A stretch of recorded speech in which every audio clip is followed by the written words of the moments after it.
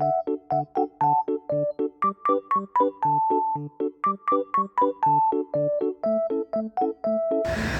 semuanya, apa kabar nih adik-adik? Sebelum berangkat sekolah, pasti udah pada mandi kan? Hayo, siapa yang belum mandi? Harusnya udah pada mandi dong, karena menjaga kebersihan itu sangat penting agar kita terhindar dari penyakit. Adik-adik udah pada tahu belum kakak-kakak di sini pada mau apa? Pastinya belum kan? Jadi di sini kami akan memberi sedikit informasi mengenai PHBS.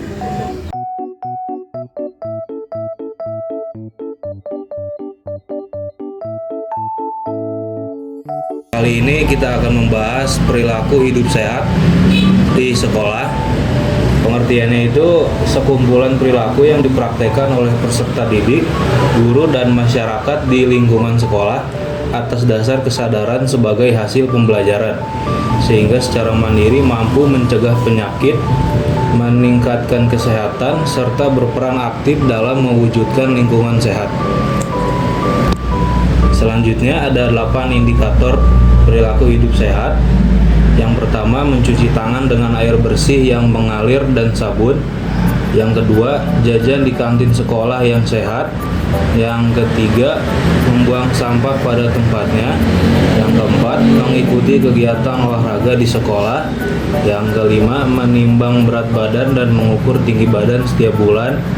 Yang keenam, tidak merokok di sekolah. Yang ketujuh, memberantas jentik nyamuk di sekolah secara rutin. Yang kedelapan, buang air besar dan buang air kecil di jamban sekolah. Mengapa harus mempraktikkan perilaku hidup bersih dan sehat? Yang pertama, kebersihan bagi lingkungan sekolah.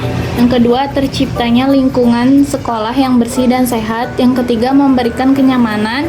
Dan yang keempat, menjadi contoh yang baik untuk lingkungannya. Lalu ada manfaat penerapan perilaku hidup bersih dan sehat di sekolah. Yang pertama, terciptanya sekolah yang bersih dan sehat sehingga peserta didik, guru, dan masyarakat lingkungan sekolah terlindungi dari berbagai gangguan dan ancaman penyakit.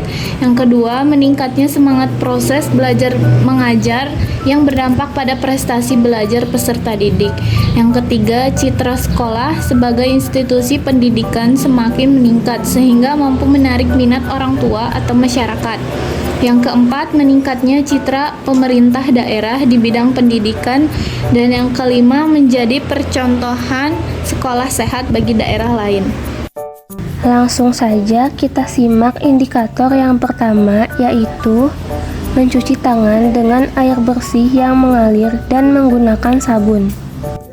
Bahwa 90% penyakit disebabkan karena tangan kita sendiri yang tidak bersih.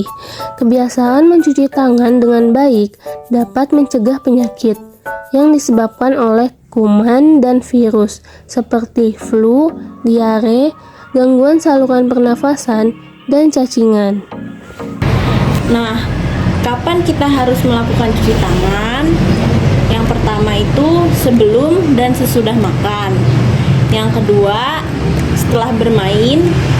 Yang ketiga, setelah memegang uang. Yang keempat, setelah memegang binatang. Yang kelima, setelah membuang sampah. Dan yang terakhir, setelah buang air kecil dan buang air besar. Nah, akibat dari kita tidak mencuci tangan itu, yang pertama bisa mengakibatkan sakit perut karena tangan kita kotor, dan juga bisa mengakibatkan demam. Selanjutnya, bagaimana cara mencuci tangan? Cara mencuci tangan yaitu yang pertama, tuang cairan sabun pada telapak tangan, kemudian usap dan gosok kedua telapak tangan secara lembut dengan arah memutar. Kedua, usap dan gosok juga kedua punggung tangan secara bergantian.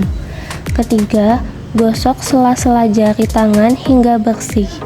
Keempat, bersihkan ujung jari secara bergantian dengan posisi saling mengunci. Kelima, gosok dan putar kedua ibu jari secara bergantian.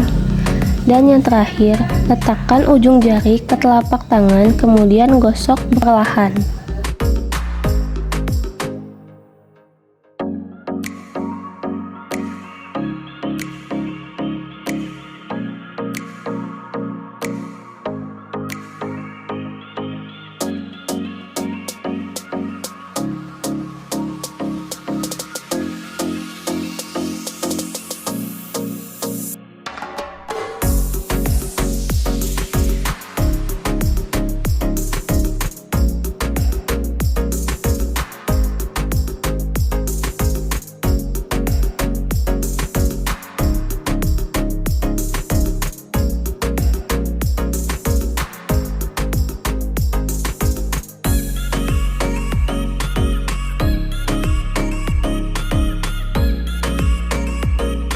Lalu ada mengkonsumsi jajanan yang sehat di kantin sekolah. Ingat, jajan sehat adalah jajan yang bersih, aman, dan mengandung zat gizi seperti karbohidrat, protein, dan vitamin. Alasan mengapa harus jajan di kantin sekolah, yang pertama yaitu karena lebih terjaga kebersihan dan keamanannya. Yang kedua yaitu guru kita juga mengawasi makanan dan minuman yang dijual di kantin. Bahaya dari jajan sembarangan yaitu kurang terjamin kebersihannya dan dikhawatirkan dapat menyebabkan sakit perut, diare, dan cacingan. Yang ketiga, membuang sampah pada tempatnya.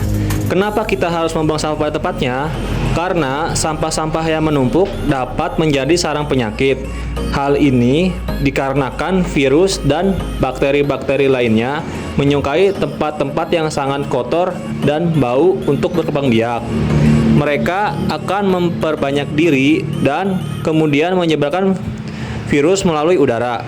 Virus dan bakteri inilah yang nantinya akan terhirup oleh manusia sehingga kita bisa terjangkit beberapa penyakit seperti disentri, demam, dan lain-lain. Maka buanglah sampah pada tempatnya ya. Tempat sampah ada jenisnya loh. Apa aja ya kira-kira? Yang pertama yaitu ada sampah organik yang berwarna hijau, yaitu sampah yang dapat membusuk secara alami, misalnya dedaunan, sisa makanan, sayuran, dan juga buah-buahan. Yang kedua yaitu ada sampah anorganik, yaitu yang berwarna kuning. Sampah anorganik yaitu sampah yang tidak dapat membusuk secara alami, misalnya botol plastik kaleng dan juga karet. Yang ketiga yaitu sampah berbahaya yang berwarna merah, misalnya baterai, kaleng bekas obat nyamuk, botol sisa bahan kimia, dan pecahan kaca. Keempat, menimbang berat badan dan mengukur tinggi badan 6 bulan sekali untuk mengetahui tumbuh kembang dan status gizi. Hal ini bertujuan untuk mengetahui atau deteksi dini apakah bayi atau balita sakit atau tidak. Kelengkapan imunisasi dan mendapatkan penyuluhan gizi. Yang kelima yaitu mengikuti kegiatan olahraga di sekolah. Melakukan pendidikan jasmani dan berolahraga dapat membantu menjaga agar berat badan anak tetap ideal sesuai dengan tahapan pertumbuhannya. Yang keenam, bebaskan dirimu dari asap rokok. Cara membebaskan diri dari rokok yaitu dengan menjauhkan diri kita dari para perokok.